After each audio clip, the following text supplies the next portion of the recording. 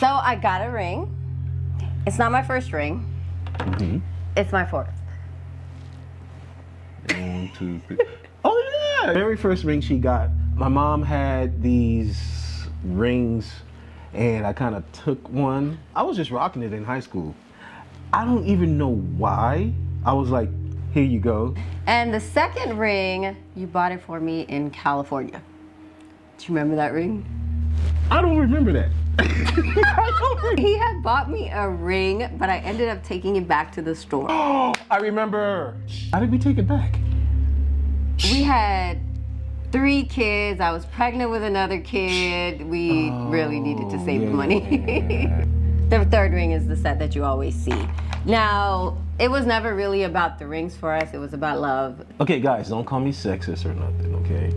But like, as a man, I wanted to give you that, you know, Yeah. the centerpiece of, as you're walking around, you know? Yes, So, I completely understand. Yeah. A new set right here. Want to show it to him? Guys, okay, first of all, thank you, LB Diamonds. You guys did an amazing job. Guys, look at this. Come on. It's so sparkly. It's so sparkly. Blind you. Girl, your nails are fire. Okay, anyways. Oh my gosh. I'm nervous every time I put a ring on your finger. That's crazy. Has had 9 kids, 2 grandkids. Wow, you're a grandmother. 2 grandkids. She's dealt with me most of her adult life. All of, shoot, she's dealt with me. So with all, that's 27 years, guys. So with 27 years, the diamond. It seems appropriate, The right? diamonds have to be big. I'm sorry, they do. They have to be. We've always wondered, when did India develop hate towards dark skin? Starting off with the Asian social division, which is known as the caste system that we know today. Physical outdoor labour would equal darker skin, and lighter skin would equal higher status and power. Now, this wasn't too strict back then, but it was still, you know, easily adjustable. Yeah, you could move. It wasn't easy, but you could move different classes. You could change job. You could, you know, class. Basically, it wasn't too strict. It wasn't that strict. Yep. So then we go to the 1500s BCE to 500 BCE, where dark skin was praised. We have Lord Krishna and Lord Rama. These were idolized people for their beauty and their charm. They were praised. They were idolized, right? And there was even a famous European traveler who came to India, specifically South India, in the 13th century, and wrote about how a dark-skinned man was praised above all in the community, and how, you know, it was a sign of high class, high nobility to be of darker skin. This was before the ancient social division that she spoke about, so there wasn't the hatred towards dark skin. So then we move on to the British Raj, which is basically when England colonized India. So this is when the caste system was basically enforced to create colorism. So this is when dark skin was essentially locked out of power. They were all banned from social things. Another point on this was martial races. So when you were lighter skin, you were allowed to go into government, you were allowed to go into military, but the darker skins were held out and were tied to administration jobs, so they weren't able to climb up the ranks. So as we all know, especially my South Indians, you know about Fair and Lovely. Have you ever wondered though where that came from? They were marketed as bleaching creams, which will essentially create lighter skin. So essentially what they were trying to do is saying that if you bought these items and used these creams and soaps, you could essentially climb your way up those higher ladders. By being lighter and lighter, and reinforcing the European beauty standard that you had to be lighter to get ahead, that you were going to be stuck in there. So that brings us on to the 4th point, where, onto her point as well, they create a rigid caste system. We just spoke about the caste system, but in ancient India, you could move up, you could change jobs, and your status could change. In the British Raj, there was a consensus. Each person was tied, every family was tied to a caste system. You were not able to move up. You were banned from public schools. You were banned from public roads. You had to walk 64 feet. You had to walk 64 feet. You had to walk 64 steps away from an upper caste person, right? So, especially when we see our comments from South Indians, South Indian culture, Kerala, was worst affected by this caste system, okay? We're not allowed to go to public schools. Loss of land, banned from public schools and government jobs, right? They were forced to walk away from upper class people in towns next to temples. It was the most extreme, and it caused so much suffering, so much pain in that community. They were labeled as the untouchables. When you think about that, the history of that, and how they were treated as property, there was also chattel slavery in the South, in South India especially. So Kerala was affected by this extremely bad.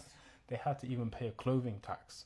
If the woman wanted to cover their chest, they had to pay a clothing tax to the king. Okay? So all of this stuff that happened during this British time reinforced that notion. And that hatred towards darker skin that is still prominent to this day. To this day.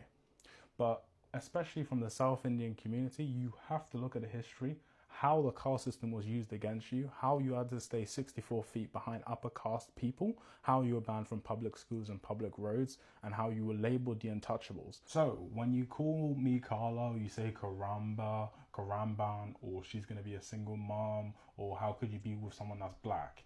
You have to ask yourself, that's exactly how you got treated 100 to 200 years ago. Your people suffered. Your ancestors suffered. Your grandma might even remember. Your parents might remember what that was like.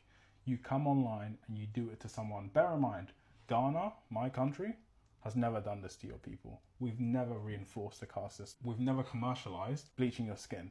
We never told you you couldn't go to public schools or be in government positions. We never told you had to walk 64 feet away from us. But the people that did, some of you praise them, worship them. I understand the colonizer mindset can be hard to break, but my people never did this to you.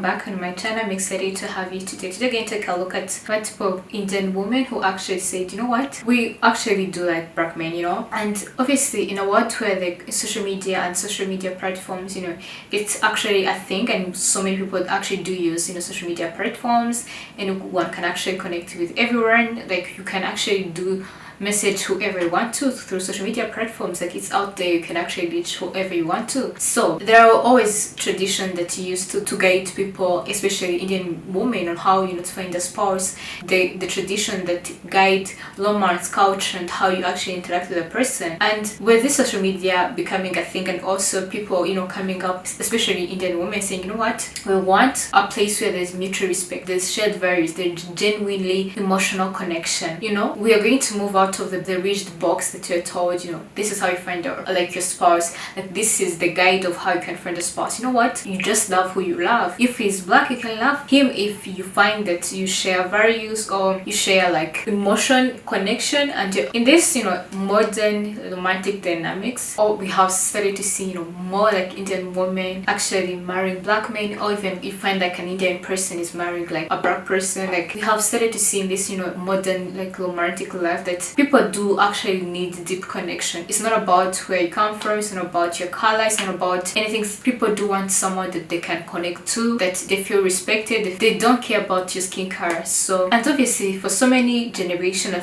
for so many actually years in Asian parts, especially in India, and they always, you know, put it at the forefront that for you to actually get married in your community and among your people, which is not bad in itself, but cannot limit to those actually who have interest, like who find love somewhere else. But you know, for so many generations and for so many years, that was what was put at the forefront, and that's what was told to them, that was the base, you know. And with that, it came with, you know, so that you can be accepted in the society, you can have a good status. However, the modern women actually refusing to be directed or to let even these outdated bases their happiness, or actually dictate how they have to live their lives and how to actually be happy. And obviously close cultured relationship country, they obviously cherish the status quo that is always the laws and tradition that are there. Obviously, it changes that. Actually, sometimes it provokes even the people who are used to the tradition or the traditionalists. It doesn't happen like in a blink of an eye. It's when people actually choose to have love that is beyond boundaries, and to actually have even freedom to choose who they want to choose, and to love who they want to love, and to actually live with who they want to live. We're going to see this video, and we're going to see many of these women having one or two things to see. As we know, this video is for education purposes. There's nothing against anyone. We're going to first see these videos, and afterwards I'll come back to make the comments. All right, so this is a very, very long story. If you want to hear the entire story of how we met to basically how I ended up having all my kids, let me know and I'll start a part series for you. But if not, me and my husband met in high school. My dad ended up finding out and taking me to India to show me the culture and show me the way of how good little Indian girls are supposed to marry within their culture. And I'm pretty sure he was trying to leave me there, which wasn't successful. I ended up coming back to the United States and breaking up with my husband because I was like, there's just so much pushback when it came to my family. So I was like, okay, I can't deal with this. A few months later, I was like, look, I love this guy. I can't lose him. He is my person. So ended up getting back with him, but of course sneaking around about it. Got caught again by my dad. He was posted up in a parking lot and saw me, and I ended up running away from home. My parents are actually divorced. So my dad lives in Houston. That's where we were at the time. And my mom lives in Utah. So I ended up moving with my mom in Utah. Told her about the whole situation. She was like on the fence about it, but she was trying to keep an open mind. She's probably thinking, oh, this is just a fling. It's not going to last very long. And, well, ended up convincing her to move back to Houston. She actually wanted me to leave him already. So I was kind of sneaking around her back on being with him. So then one day I ended up running away again because there was just a lot of drama between my parents and my mom and my dad. And it was a lot for me to take in. I was 17. I ran away. I was like, look, I can't do it. So I ended up getting caught after I ran away and going home. I was already, I think, 3 months pregnant at the time. My mom immediately said, get an abortion. He's going to leave you. He's going to knock you up and not ever talk to you again. You know, stereotyping black men. And I was like, you don't know him. You don't know what we have and all that. So anyways, ultimately, as soon as I turned 18, I had my son 3 weeks before I turned 18. So after I had my son, waited about 2 months to stack my money and moved out. So over the years, my mom's been a little bit more open-minded about the kids. She says she likes them. Her actions are different. But, you know, ultimately, I feel she only likes my kids that look Indian and not black. So actions speak louder than words to me. So there's that. My dad, on the other hand, he never had pictures of the kids, never really asked about them, doesn't really care. Said I was off in school in some foreign land to all his people. So I haven't talked to him in like over a decade. So short story. I saw a video of a Punjabi girl married to a black man recently on TikTok, and the comments were wild. Like, I saw so many fake profiles in there and so many angry men in the comments like, oh, you're going to be a single mother, or it's never going to work out, or oh my God, you're bringing shame to the community. Why are the men in our community so territorial? Like, since when did we need permission from the community to be like, can I date outside of my culture? It's none of your business, and it's not impacting you in any way. I find the craziest is they would rather see you with someone who's toxic and disrespectful and you're miserable, but as long as they're within the same culture as you're, the same race, that's okay. But the minute it's someone who might be kind to you, might be treating you well, but they're a different race or they're from a different culture, all of a sudden, it's a problem. Tell me somebody's colorist without saying they're colorist. So when I was like 6 or 7, I was in first grade at the time. I was a part of like a Bollywood dance group, and I went over to one of the girls' houses because they were having practice there, and her whole family like basically wouldn't acknowledge me, and they would only serve me food on a metal tray, and they wouldn't let their kids touch that metal tray. And it's all because of obviously the caste system, and I was much darker than their children. So then obviously when my white mom came to come get me, they were shook because they treated me so badly, and it went down. When I tell y'all it went down, it went down. We never went back there again. No more dance group for me. Over. And as a 7-year-old, I didn't understand what was going on, but now as an adult, I do, and it's triggering. I'm probably going to get a lot of backlash for saying this, but I'm going to say it anyway because it's been bothering me. Recently, I've seen a lot of videos on TikTok and Instagram. South Asians asking the British Empire to return the Kohinoor diamond back to India after the Queen passed away. Sari blouses apparently not being a thing, and that they were introduced by the British Empire to cover a woman's modesty.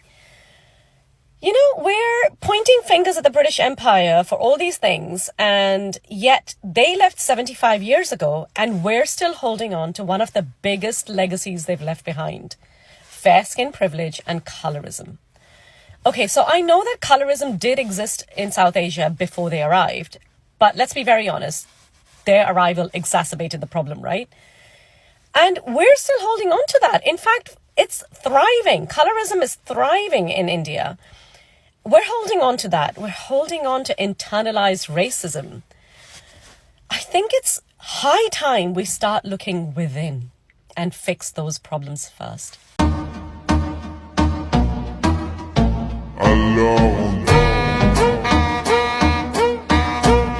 After watching these videos and after seeing actually what this woman had to say, or what I always see behind like the interracial relationships, they don't even let like the outdated biases dictate how they want to live their life, but having freedom to choose who they want to choose, not basing on the color, not basing on anything.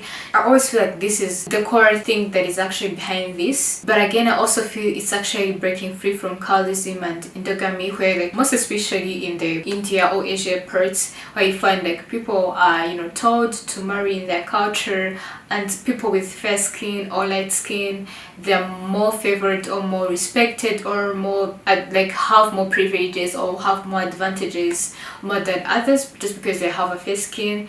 And I feel like when people try to get into this interracial relationship, it actually challenges even these beliefs and these things that are put into the society of, you know, you have to let the society. Obviously, Indian families, you know, like they want the family to approve of who you marry, which is also important for your family to approve who you marry. It's actually important. But again, if you feel like if you both have mutual respect and you love each other, you want to go beyond that, beyond the charism mindset that is put into the society, like fair skin standards of to marry someone or to choose someone to get married to, depending on their skin color, those biases actually. So I feel like what is actually happening is like this is even challenging those beliefs of charism, dynamics and ideas and all that. And also it's like challenging the society ownership, where like most especially historically, most like where like women are supposed to be the one or the keepers of the culture purity, like they want to marry in their own society among their own people. When so they do marry out of their society, it sometimes can look like rebellious, but I feel like it's far more beyond someone trying to be rebellious. It's actually seeing the value in a person beyond their color of the skin, but much deeper, because obviously I feel like what is more important to the person they're going to marry is their character, like who they are as a person, not the skin, because the skin changes, but I feel the character of a person, it doesn't change easily, and it's something that you can base on. And obviously this, you know, this cross-culture relationship,